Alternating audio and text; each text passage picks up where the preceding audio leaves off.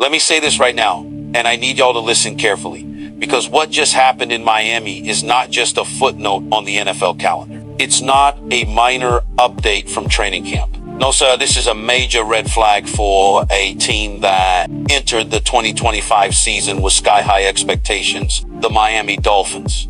Yes, the same Dolphins trying to claw their way to the top of the AFC just lost Artie Burns to a torn ACL on day one of training camp. One practice in, and their secondary is already in trouble. I'm telling you, this is a disaster. You want to know how bad this is? Artie Burns wasn't some throwaway depth piece. This isn't a guy hanging on to a roster spot by a thread. This is a veteran corner brought in for one reason: to stabilize the defensive backfield, to bring experience, poise, situational awareness. You bring in a guy like that because you can't afford to get burned deep. Because, they come December when you're lining up against Josh Allen, Joe Burrow, Justin Herbert, even a healthy Aaron Rodgers. You need guys back there who know what the hell they're doing, and now he's gone. Just like that torn ACL, out for the season, no warning, no game action. New contact, a non-contact injury in practice, and y'all want me to sit here and stay calm? How in the world is this still happening? Every single year, every camp, every preseason, we get stories just like this. Starters, key rotational players, even captains going down before they ever play a snap. And we keep pretending it's just bad luck, but I'm sorry, I don't believe in that kind of coincidence anymore. No, this is about how these teams are preparing their athletes. This is about strength and conditioning. This is about how these practices are run. And this is about accountability, because I'm telling you right now, somebody's got to answer for this. Somebody has to explain how one of your veteran defenders, a guy you were counting on, blows out his knee on day one. You want to tell me the field was slick? Was the ramp up too intense? Was there insufficient off-season monitoring? Don't talk to me about bad luck. Talk to me about planning. Talk to me about sports science. This is the NFL. This is $1 billion industry. If you can't keep your players healthy before the season starts, what are we even doing here? And listen, this hurts more than just the secondary. This is a mental shot to the whole team. You come into camp fired up. You come into camp with expectations. You come into camp thinking this is the year. And boom, first day, one of your guys is carted off the field. I don't care what anyone says. That hits the locker room hard. That shakes confidence. That alters practice energy. That creates anxiety. Who's next? What's going wrong? Can we trust the process?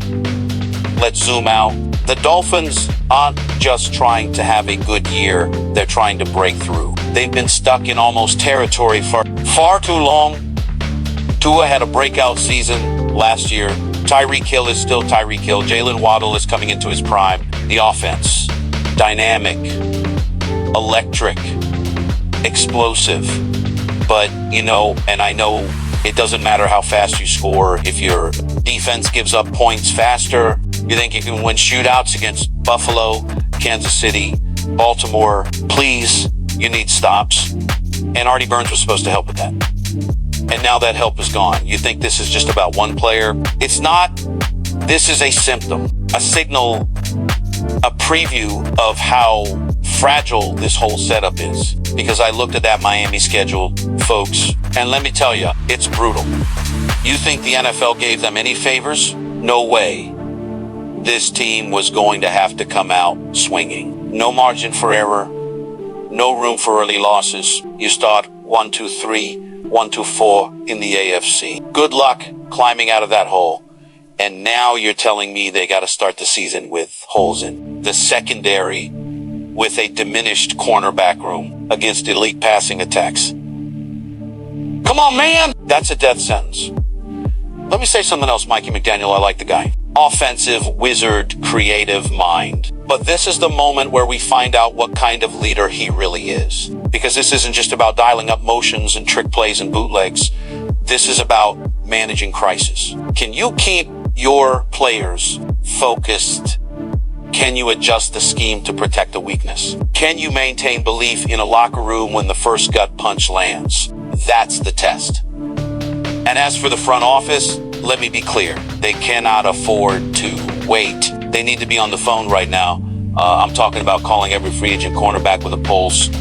Patrick Peterson, Casey Hayward, Xavier Rhodes, you name it. You might have to make a trade. I don't care. Do what you gotta do. You cannot enter this season hoping that some undrafted rookie will lock down opposing WR1S. That's not just naive, that's irresponsible. But here's what really gets me, and I need y'all to sit with us. This team is good. This team has potential. They're close. Real close. And it would be an absolute tragedy to see it all fall apart because of a failure to react, to adapt, to prepare. You can't control injuries. I get that. But you can control how you respond to them. And if Miami shrugs this off, if they stay passive, if they don't patch this defense up with urgency, this whole season might be over before week one even kicks off. And let's not forget, the AFC East is stacked. The Bills are still there. The Jets, assuming Aaron Rodgers stays upright, are going to be a problem. The Patriots, they'll scrap, they'll claw, and they'll make you work for every inch. This is not a division where you can just coast through adversity. If the Dolphins stumble early, if they can't stop the bleeding, it's a wrap. So, here's my message to the Dolphins organization, to the players, the staff, the fans. Wake up. This isn't just a story, it's a warning. The season is here, and you're already behind. Fix it. Now, and you know what really bothers me about this whole situation? Artie Burns' injury exposes a serious failure in the Miami Dolphins. Organizational culture and overall management. You can't keep throwing millions at elite athletes and then not guarantee that the environment, the physical preparation, and the safety protocols are up to par with that investment. This shows a lack of commitment to excellence, a lack of respect for the players themselves and for the fans who put their faith in this team. This isn't just bad luck or coincidence. This is negligence that could cost an entire season. And here's another point that needs to be shouted from the rooftops. This injury can't be treated as an isolated incident. It's a symptom of the ridiculous pressure players face with grueling training sessions, packed calendars, and outdated prevention methods. If the NFL doesn't start rethinking its calendar, its training practices, and how it cares for players, we're going to keep seeing tragic stories like this, careers and dreams shattered before the season even kicks off. Meanwhile, the show goes on, but the price is paid in the health of the athletes,